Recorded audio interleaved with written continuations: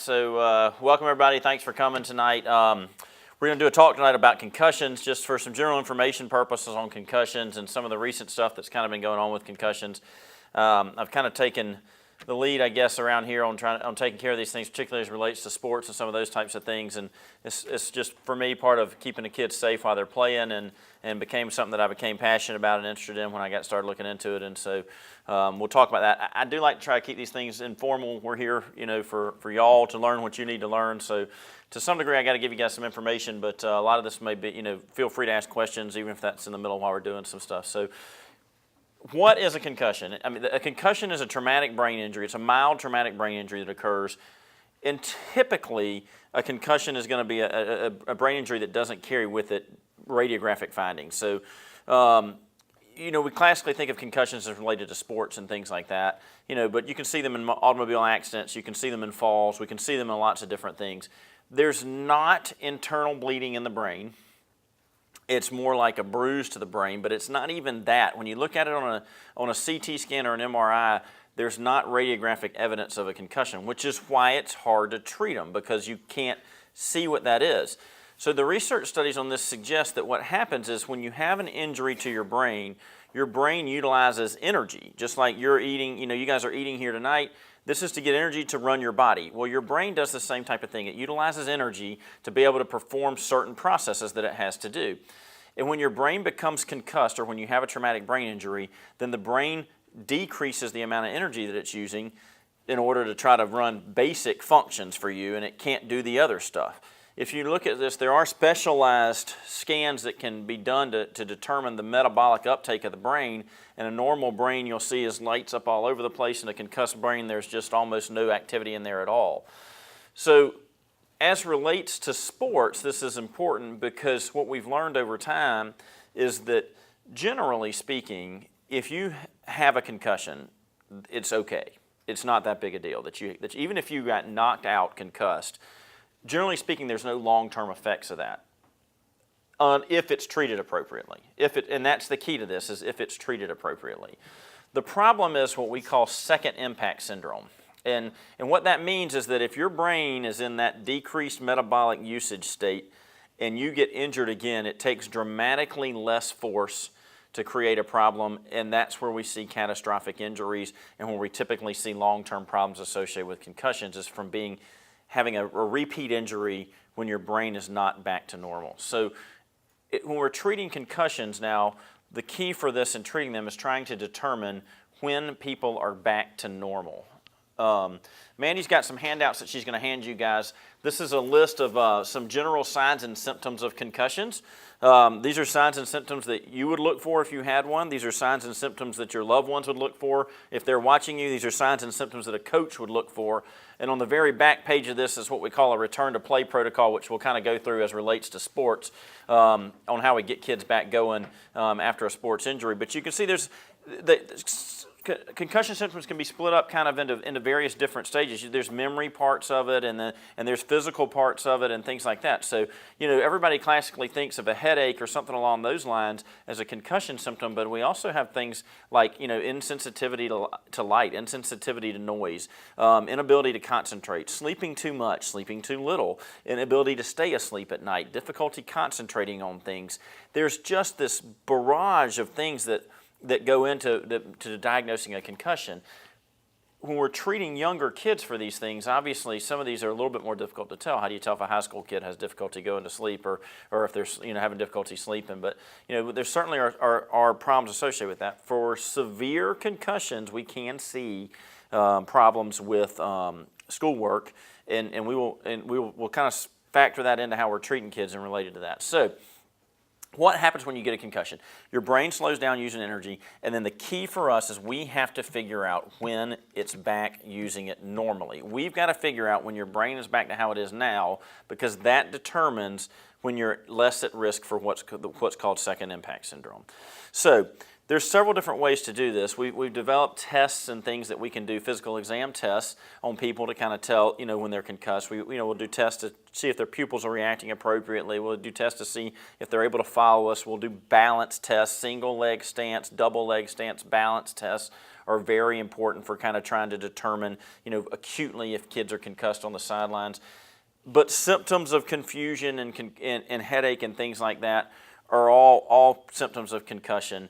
And when we have those, then we just tell those kids that they can't play, period. So from a sports standpoint, and obviously a lot of what I do is based on sports, I would tell you that, the old school way that we used to treat concussions was really somewhat random. I mean, when I was even as early back as when I was in my residency training, it was kind of like, well, if a kid has a concussion but they weren't knocked out, you can let them go back in the second half if they're doing okay. And if a kid had this and you want to hold them for 2 weeks, it's just a complete arbitrary number. I mean, there was no science behind it. Hi, I'm Camille Cutnose, here to invite you to put our team at Community Bank to work for you. Teamwork is vital in sports, at work, at home, and community. That's why we've worked so hard to establish a winning team of customer service and lending professionals. When you call on Community Bank, we stand ready to help. There are other banks, but there's only one Community Bank. So come see us and let us put our team to work for you. Community Bank of Dublin-Lawrence County, common sense banking never goes out of style.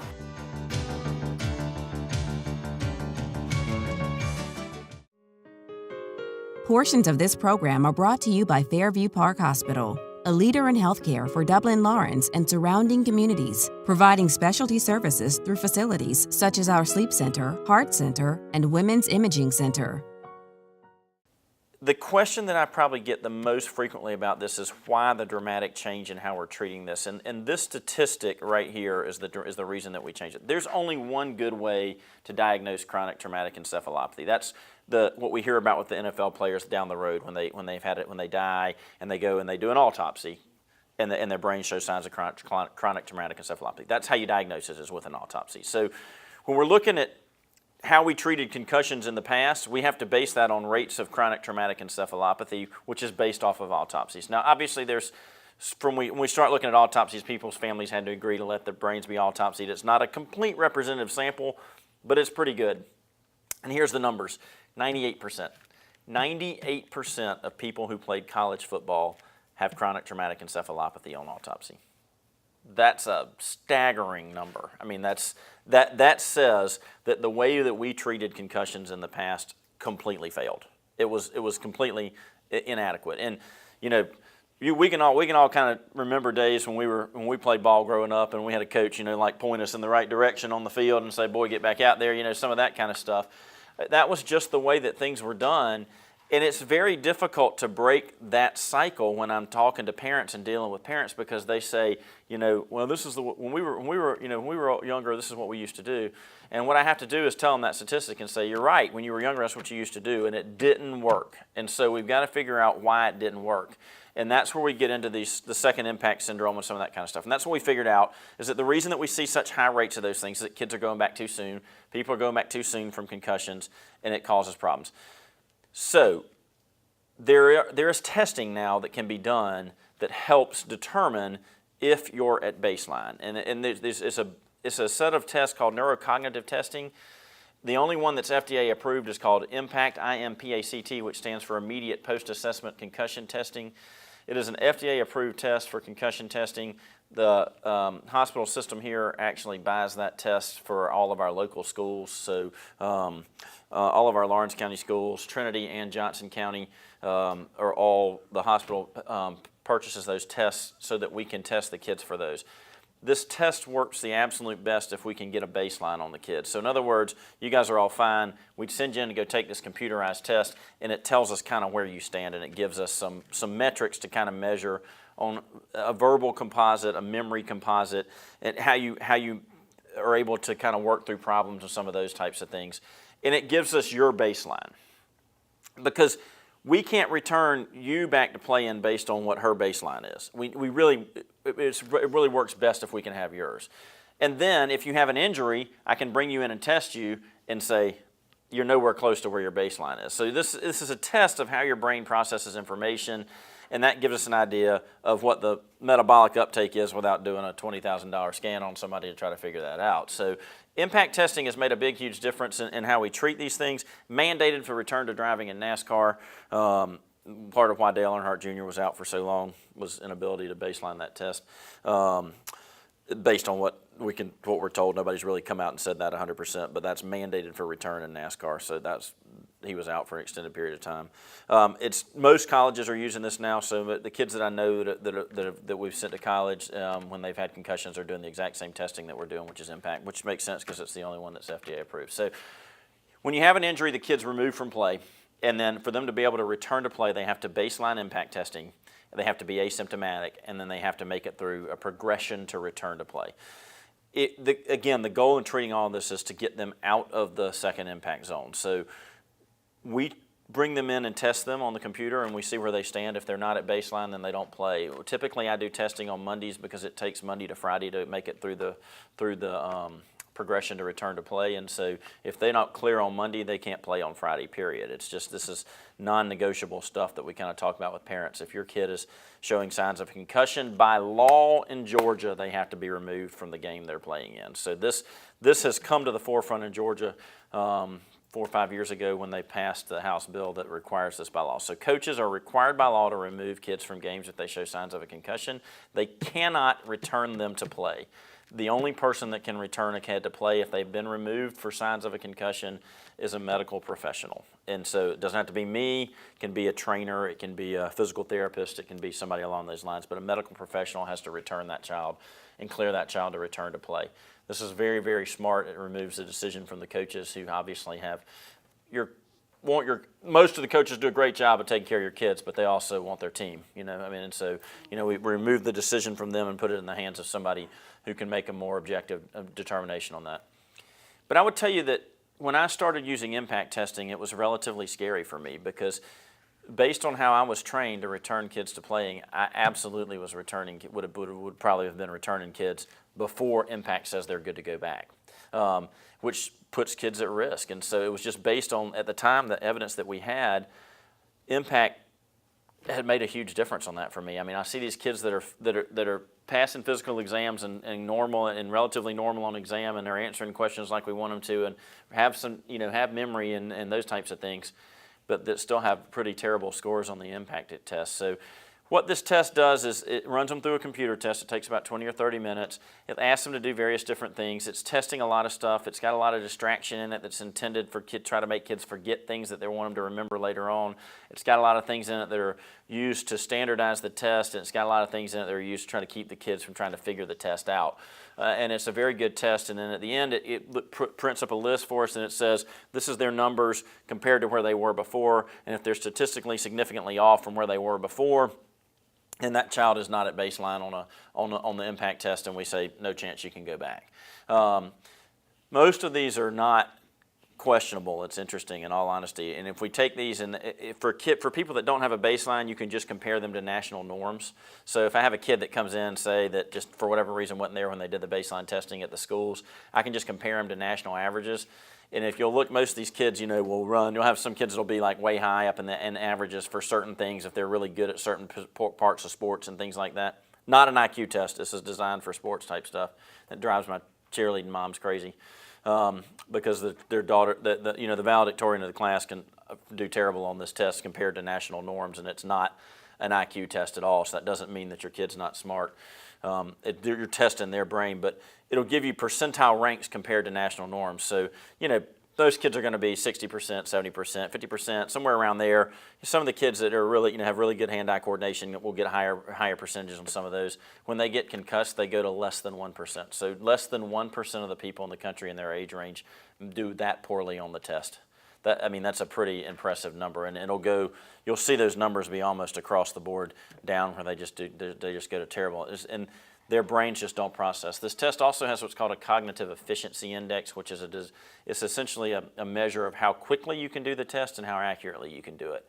And so what you'll see a lot of times on these tests is that the kids know they're not getting stuff right, and so they slow way down. And their cognitive efficiency index goes down through the floor. So they sometimes will get the answers right, but they're going so slow that they still don't do well on the test.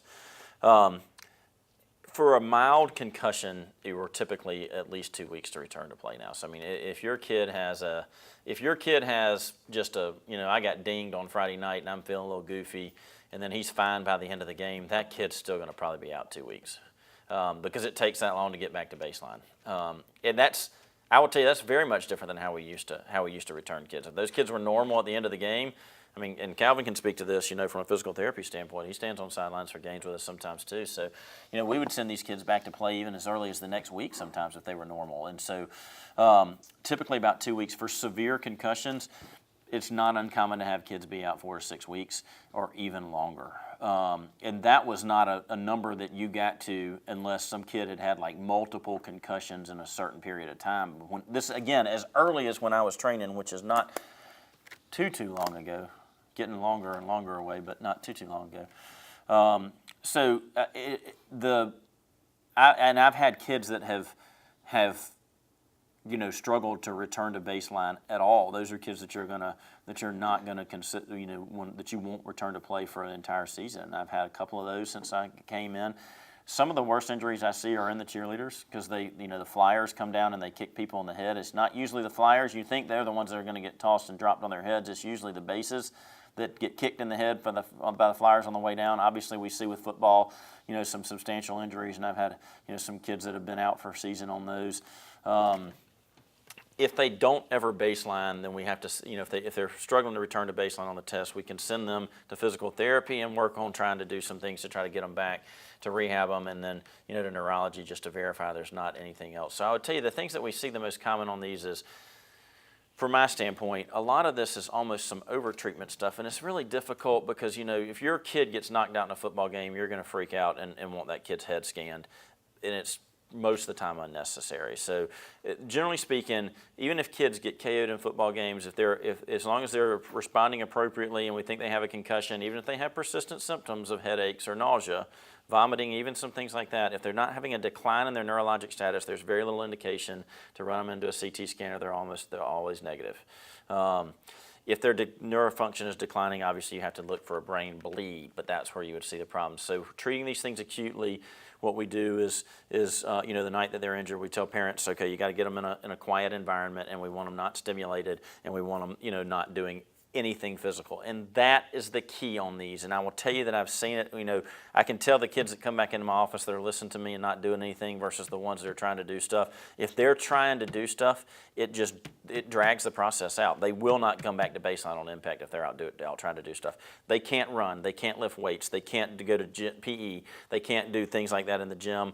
They are on strict physical rest and to some degree, a mental rest as well. So we don't really want them just sitting there playing video games all day and things like that, because that's a big stimulus to the brain as well. And if your brain's trying to divert resources to do that stuff, it can't heal. And that's why we see these things seem to take longer when kids are doing these things. Imagine a life-changing injury. Imagine the fear and unknown. The Houston Clinic Sports Medicine Team, the only physicians in the area with advanced certification in orthopedic sports medicine, treats sports injuries with innovative techniques. The Houston Clinic has helped nearly 1 million athletes live without pain. Imagine getting back in the game. Imagine the best game of your life. The Houston Clinic Sports Medicine Team. Hi, I'm Perry Williamson. We've been serving the Dublin Lawrence community for over 90 years here at Williamson's Bakery. We specialize in donuts, cakes, pies, cupcakes, cookies, birthday cakes. They're our business, not a hobby. And don't forget our large selection of cheese straws. For special orders, contact us on Facebook, Instagram, or better yet, just come get you some. When you stop by, be sure to try our all-new Pig in the Blankets. We have bacon, sausage, and chicken. We're located at 1634 Veterans Boulevard, Dublin, Georgia. For the hot, freshest donuts, come to Williamson's Bakery. We proudly support our area athletics. So injuries occur, we put kids on strict physical rest, we come back and we test them, and now we can compare them to their baseline, because for all the kids that are in the schools around here, we've done a baseline on them at some point during the summer typically. So now we can say, okay, your kid's back at baseline or they're not back at baseline. If they're back at baseline and they're asymptomatic, then we go to the last page of that thing, which is called a progression for return to play. This is the general recommendation from the American Academy of Orthopedic Surgeons. Is that we don't just take kids and say, okay, you're at baseline and you're asymptomatic, you can go do whatever you want to. We say, okay, you're good now, we're going to gradually increase your activity and see if you tolerate that. So, we'll start kids jogging, and then we'll start doing a little more sport-specific stuff. And each one of these periods takes about 24 hours. If they don't have any re-onset of symptoms, they progress to the next period, and they keep going. If they do have symptoms, they sit until those symptoms resolve, back up a step, and then try to progress through again. So it takes basically 4 days. So if they're not clear on Monday, they can't make it through 4 days to play Friday nights for football. So most of my testing we tend to do on Mondays in clinic to test that. So there are certain things that can be done to help prevent this. Clearly, helmet design has made a big difference in this. Virginia Tech has kind of taken the lead on this, but you've seen other places, including Georgia Southern. These guys are now putting monitors into helmets and pads. When kids get a certain number of hits, they're pulled, they're evaluated, and then they figure out where to go from there in regards to practice and games and stuff in general. So they have a hit limit on them, and they evaluate them after they've had a certain number of hits, regardless of whether they're showing any signs or symptoms of concussion. And then they see what they look like. They're retesting them and doing some other things like that to see if just a combination of hits and adding that stuff together over time causes some problems. So we're seeing that occur. Virginia Tech is regularly involved in the helmet design aspect of this, and they will rate helmets as to part of their ability to control concussions. Our schools do a really good job of keeping our kids in 4 or 5 star helmets, and so that's good around here. And then aside from that, the key to this is recognition. And don't get mad at me. The kids lie, man. I mean, the kids lie. They want to play ball. That's all they care about. They're going to say, Coach, I'm fine. So this is why I'm on the sidelines of football games, or therapists on the sidelines of football games, or we have trainers on the sidelines of football games, is to try to make some of these decisions and take it out of the coach's hands from that standpoint. The kids are not going to tell the truth. If they show signs of a concussion, they're done. They can't play. It's just not worth their brain for a game, and we gotta convert our thinking back in this country to where that child's brain is more important than the outcome of that game. So that's what we do mainly, is try to be in charge of making some of those decisions. So again, the hospital is very kind to purchase these tests for us, and then the kids come see me. I have access to the tests for all the schools, and I can do the follow-up exams and those types of things. Other people can do those exams. Impact makes that decision a lot easier. Heath, do you feel like since y'all started the impact test, has the number of concussions gone up or gone down, or kind of just I would say that I don't think the number of them that you're seeing has gone down. Just the way they're being treated is being handled more appropriately. So the injuries are still going to occur, and the purpose of the test is not to prevent the injuries. You can't really prevent the injuries from occurring. We got high school kids that are tipping this 6'7" and 280 and not fat. These are just big kids, and these kids are playing faster, playing harder. They've got phenomenal strength programs in the schools now, and they're just getting hit harder some of the times. And so I don't think you're going to see the numbers of the concussions go down, caveat without rule changes, which are obviously occurring. But they're being managed. I think they're just being managed better. Without a doubt, it's safer. Listen, I put my daughter on concussion protocol. She, in a daggum cross-country race, got tripped and fell and hit her head, and she was just not acting like I wanted her to, and I knew I had the baseline on her, so I put her on the computer and made her take it, and she was off. So she got sat down. She missed a cheerleading competition. She missed a race. She missed a couple different things from that standpoint, and that's just running, which is low-risk stuff. But, you can't go jostling and bouncing a brain around that's not working good. It's just not good for it. There are rule changes, and we're seeing this typically filters down from high, and you've seen, impact is filtered down from high as well. We had the NFL, and then obviously the lawsuits associated with that, and you have a couple of big names like Javon Belcher and some of those guys that go in and shoot someplace up because of this stuff, and it obviously brings that to the forefront. But that, they instituted rules that have kind of come down. Colleges instituted rules, and that kind of filters down to high school. Obviously, the Georgia House bill was huge for pushing this to the forefront and making the schools take this a little more seriously from that standpoint. And I don't say in any way to suggest that the schools are trying to get your kids hurt, but I mean, that some of this is just shake it off. I mean, he's not hurt that bad, and we have to change that thought process of it's not that big a deal. It's not really a concussion. I mean, if there's any signs that it's a concussion, you have to treat it like it's a concussion. And when that kid is pulled, he's done. He's got to go get tested and can't go back and play. The injuries that I'm seeing without a doubt, are the ones that are second impacts are worse. The ones that are, we pull from a game on Friday night, as soon as they show signs, those kids are going back pretty quick. The ones that are, this happened in practice and we didn't think there was anything wrong and I didn't tell the coaches and then I went back out and played the next day and I got hit again, those are the ones that are bad. And I've had kids in my office that can't stand to have lights on in the room, that are just, you can make the diagnosis just by watching them come down the hall.